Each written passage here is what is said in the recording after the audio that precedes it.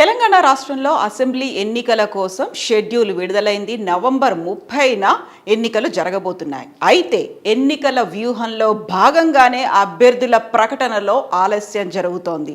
ఈ మాటలన్నది ఎవరో కాదు, కేంద్ర మంత్రి కిషన్ రెడ్డి. నిజమే, ఎన్నికల వ్యూహంలో భాగంగానే అభ్యర్థుల ప్రకటన ఆలస్యం జరుగుతోంది, కావాలనే తాము లేట్ చేస్తున్నాము అంటూ కిషన్ రెడ్డి చేసినటువంటి ప్రకటన గురించి మనం మాట్లాడుకోవాల్సినటువంటి అవసరం ఉంది. అలకలు, అసంతృప్తులు, గ్రూప్ రాజకీయాలనేవి కాంగ్రెస్ పార్టీలో కనిపించినంతగా ఇప్పుడు బీజేపీలో కూడా కనిపిస్తున్నాయి.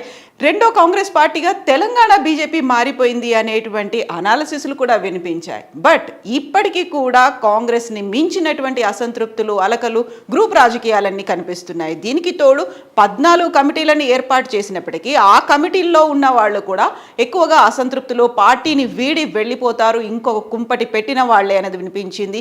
వీరందరూ కూడా బయటి పార్టీల నుంచి వచ్చి బీజేపీలో చేరిన వారే. ఈ నేపథ్యంలోనే అభ్యర్థుల ప్రకటన చాలా ఆలస్యం అవుతుంది. అది కూడా వ్యూహంలో భాగమే, ఒక స్ట్రాటజీ ప్రకారమే ప్రకటనని మేము ఆలస్యం చేయబోతున్నాం. ఇప్పటికే 50 స్థానాలకు పైగా అభ్యర్థుల ప్రకటన ఖరారైంది, కాకుంటే అఫీషియల్గా వాటిని రిలీజ్ చేయలేదనేది కిషన్ రెడ్డి చెప్తున్నటువంటి మాటలు. దీనికి తోడు 50 రోజులు మాత్రమే ఉంది. కరెక్ట్గా ఈ రోజు నుంచి చూసుకుంటే నవంబర్ 30న ఎన్నికలు జరుగుతాయి కాబట్టి 28 వరకే ఆఖరి రోజు ప్రచారానికి. ఆ లెక్కన కేవలం 50 రోజులు మాత్రమే ఉంటుంది తెలంగాణలో ప్రచారానికి, ఎన్నికల గడువు కూడా.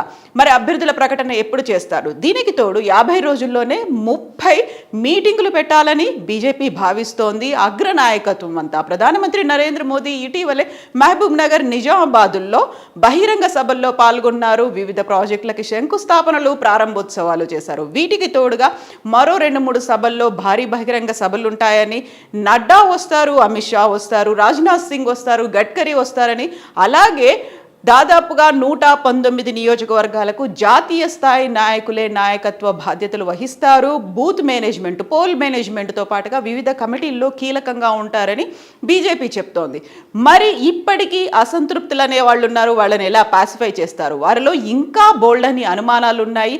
టఫ్ ఫైట్ బీఆర్ఎస్కి ఇస్తారా లేదా? బీఆర్ఎస్ని వీడి బీజేపీలో చేరిన వారిలో ఇప్పటికీ అదే అసంతృప్తి ఉంది. ముందు బీఆర్ఎస్తో కలవరన్న నమ్మకం ఏంటి? ఎందుకంటే ఈ మధ్యన జరుగుతున్నటువంటి విపరీతమైనటువంటి పరిణామాలు, వాటి నుంచి వస్తున్నటువంటి ఆ తర్వాత నెలకొన్నటువంటి డెవలప్మెంట్స్, వీటన్నిటి నుంచి చూసిన తర్వాత వివిధ పార్టీల్లో నుంచి వచ్చి బీజేపీలో చేరి కాంగ్రెస్కి టఫ్ ఫైట్ ఇస్తారు. ఇంతకంటే ముందే కేసీఆర్ని ధీటుగా ఎదుర్కొంటారు, కేసీఆర్ని ఓడిస్తారు, బీఆర్ఎస్ ప్రభుత్వాన్ని గద్దెదించి బీజేపీ ప్రభుత్వం వస్తుంది అని ఇంతకాలం నమ్ముతూ వచ్చిన వాళ్ళంతా ఇప్పుడు డౌట్స్ మొదలయ్యాయి. బోల్డని అనుమానాలు రాష్ట్ర నాయకత్వం, కేంద్ర నాయకత్వం మీద కూడా వాళ్ళలో నెలకొన్నాయి. అందువల్లే ఇప్పటికీ ప్రచారాలకు కావచ్చు, లేకపోతే బహిరంగ సభలకు కావచ్చు, ఈవెన్ ప్రధానమంత్రి నరేంద్ర మోదీ వచ్చినటువంటి సభలకు కూడా వారంతా దూరమయ్యారు.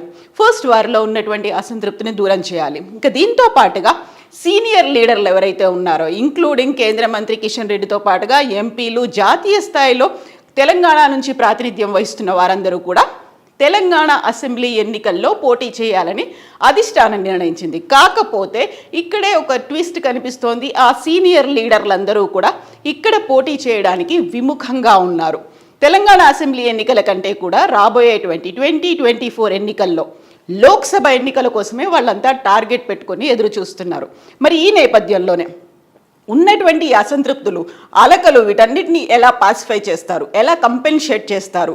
50 రోజుల్లో 30 సభలు, వీటిని పెట్టుకొని అభ్యర్థుల ప్రకటన ఎలా ఉండబోతోంది, ఎలాంటి స్ట్రాటజీ అనుసరిస్తారు? గతంలో కర్ణాటక ఎన్నికలకు సంబంధించి చూస్తే రోడ్ షోస్ అనేవి, బహిరంగ సభలు అనేవి కంప్లీట్గా మోదీ మానియా, మోదీ చరిష్మా మీద నెగ్గుకొస్తామని భావించినటువంటి బీజేపీ లీడర్లకి ఎదురు దెబ్బ తగిలింది కర్ణాటకలో. సో దాన్ని ఓవర్కమ్ అయ్యి తెలంగాణలో ఏ స్ట్రాటజీతో ముందుకెళ్తారు?